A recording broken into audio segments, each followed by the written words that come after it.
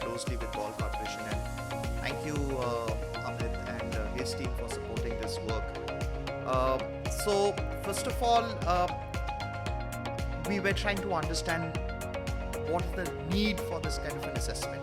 Okay, and one of the areas that we work, primarily like kind of the work that I'm heading on resources. The question that comes to our mind is that when we talk about sustainable consumption and production, what are the resources? What kind of resources we consume? What is the volume of resources that we actually consume? Do you know how much the consumption of resources globally is on an annual basis? It's more than 95 billion tons. And China is the largest consumer of resources, coming to around 37 to 38 billion tons, and India is the second largest, close to around 8 billion tons as per 2020 estimates. And you can categorize those resources into various categories like metallic, non-metallic, energy and biomass. Obviously land, water, air are other resources. So these are the broad category of resources. And whatever like resources that we consume is out of our ambitions, aspirations. We have ambition to live a better quality of life. So there is a gradual transition. Consumption of resources have grown over the years. Now that is a symptom of inconsiderate and irresponsible consumption of resources. That I consider it to be a kind of a disease. And the outcome of that particular disease are the symptoms that we see in the form of various environmental impacts. Obviously, like the material that we are talking about, aluminium and its other packaging materials, which we quite often see in the market, which are largely used both in the beverage space as well as in the non-beverage space. That includes glass, right from like small 100 ml to almost a liter. Tetra Pak, PET, the multi-layered packaged materials, again like from 100 ml to almost 1 liter. You also have PET, which is like very common these days across various packaging segments. So you can see that how the distribution of these materials are across different categories.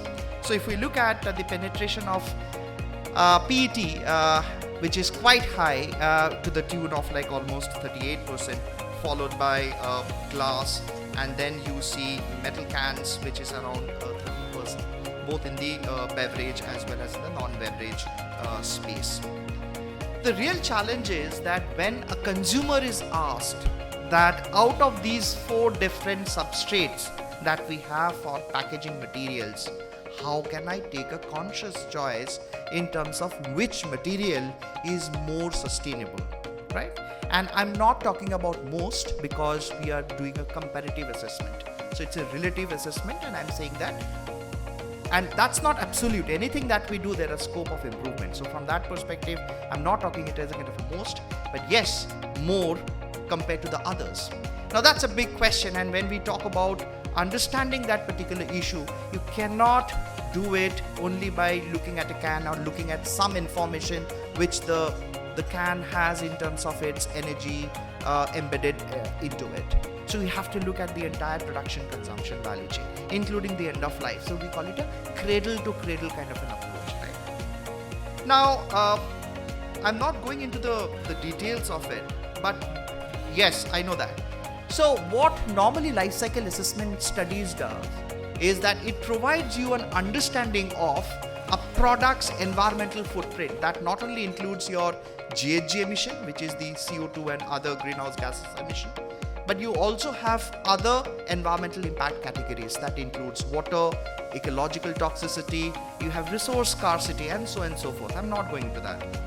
So you can consider all those impact categories under a one umbrella, which is called environmental sustainability. Unfortunately, people talk about greenhouse gases extensively, largely because it is transboundary and move across countries, and it's long-lived. But people don't talk about other impacts, including water consumption, because it's not happening in my country. So why should I be bothered with? But it has a significant implication when we are looking at the entire production consumption value chain. So we have these different volumes, because volumes also have a various impact on the overall sustainability performance of these products. So what do we see in terms of the greenhouse gas emissions? So you will find that we have considered all possible combinations that might arise when we are talking about different substrates. For example, glass bottle, somebody will say that it is recycled or refilled 5 times or refilled 10 times or refilled 15 times. What does that make? Definitely it makes more sustainable sense when it is compared with some of the other competing beverages, packaging solutions. So we have taken all that into consideration, and what has emerged from this entire exercise is, if we consider 500 ml as the kind of a reference point. So I'm not talking about that because we are talking about aluminum, that's the reference point, but largely from you can take any of these particular product categories as a reference point and try to assess how the other substrates are performing. So here, if we keep aluminum as 500 ml can as the reference point and try to see the comparative assessment of the environmental footprints, and when I say environmental footprint, in this particular slide you will see only the greenhouse gas emission, that is CO2 emission and other GHGs. You will find that it has the least. Now the question is why it is least. One of the reasons, there are a lot of reasons obviously, but one of the biggest reasons that you will find in these products are the high content of recycled material. You have almost 76 to 78% of secondary aluminum which is going into manufacturing this product. The moment you are able to bring in the 3 R's, reduce, reuse, recycle, which is the mantra of sustainable consumption and production, you are bound to get the results, an outcome. Yeah, I mean to say the can, exactly the can, not the product with the beverage inside. So that what it makes any product unique. I'm not talking about, obviously can here we are able to see because it has 78%. But the beauty is that because the material is infinitely recyclable, so you can bring that material back into the value chain again and again and again and again. The second unique advantage of this particular product is, and obviously I am not going into the retail other impacts like water consumption or even the life cycle stages where the report is available. Please go through it. Maybe I can ask Ranjan if you can share the soft copy to all the participants. They might have a better understanding. But what it makes unique is the fact that if we look at the entire value chain, and when we are talking about collection, not the value chain, the end of life management, when the product is consumed and it goes to the recycling, there are certain stages that particular product actually undergoes. It has to be collected, it has to be sorted, it has to be extra sorting if it is soiled, if it is in a very poor condition. You can't simply recycle that particular product. Then you have to process it, and then you have to reincorporate it in that processes. Now, the more it is complicated, the less desirable for this particular recycling for any entity to undertake, because there are a lot of costs. Competitiveness becomes an issue. It becomes extremely cumbersome. Maintaining the entire reverse logistics value chain is very difficult. So if we look at the complexities of these different beverage packaging solutions, possibly aluminum by virtue of that material has the least, largely because you don't see any aluminum can lying because the value that is getting. Okay, so there's a strong informal player already present in that particular space. You have the processing which is needed to basically kind of take out some of the non-aluminum materials which are there in the beverage can. Otherwise the entire product is going for recycling, which is not the case for other materials. Now it is all about, obviously this knowledge is extremely important from the perspective of sustainability, in the perspective of driving sustainable consumption and production. But how do we create that awareness? Obviously, like the kind of studies that we have done will definitely have an impact. But can these information be mainstreamed in terms of standards and leveling?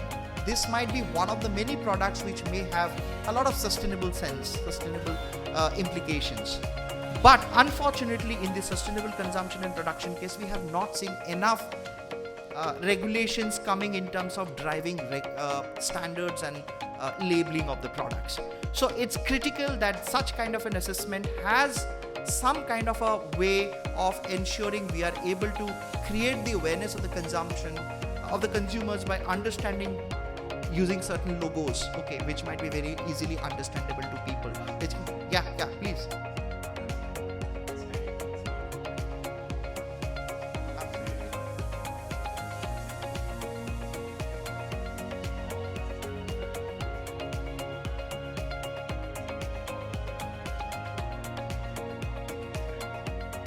Well, so we have, so there are two levels of engagement. One, obviously, the businesses that we are talking about. It is through the ESG strategies that the companies are adopting, and we are trying to see that how these kind of product innovation and adoption and engagement with the consumers is definitely going to help them achieve many of the ESGs.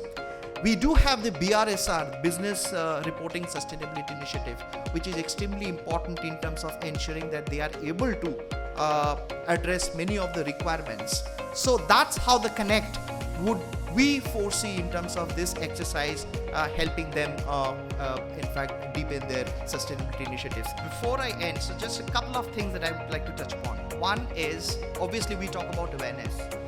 I'm not talking about a specific product. I'm talking about the awareness, and I think the presentation that was made by the school children was really interesting, and I think towards the end what Shivnatha mentioned about how consciously we are doing or taking initiatives. The classic example of the awareness and its misutilization is in the airports. People who are coming, they are all knowledgeable, they are aware of the fact that what needs to be done and what should not be done. Largely, I assume that one. But still you will find in the bins, all the things are actually there on those three buckets. Okay. So definitely it's a necessary condition but not a sufficient condition. So how we ensure that sufficient condition is met? So I don't call it a kind of a lifestyle which is driven by mind, it is by heart. So it is the heart that is going to in fact ensure how we are going to sustain our planet and how livable we are going to make it in the near future. So it's a transition from the mind to the heart and how we will be able to connect to all the sustainable development goals. And today obviously we are speaking on SDG 12, which is SCP. So thank you so much, and we will definitely keep in touch.